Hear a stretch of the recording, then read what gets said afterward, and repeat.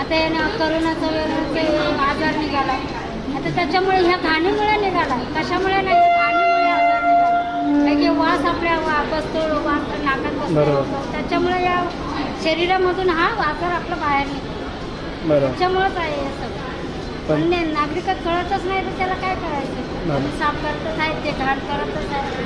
त्यांना कळून समजूनही आपण ते कळत नाही म्हटल्यावर काय बोलायचं. धन्यवाद ताई, तुम्ही जे काम करताय, जे स्वच्छ करायचं काम करतायत त्यांना थँक्यू, धन्यवाद. तर बघितलं नागरिकांनो की आपण कितीही लोकांनी काम केलं तरी हे असंच घाण राहणार आहे. त्यांना खूप मेहनत लागते हे सगळं साफसफाई करायला. तर जरा विचार करा.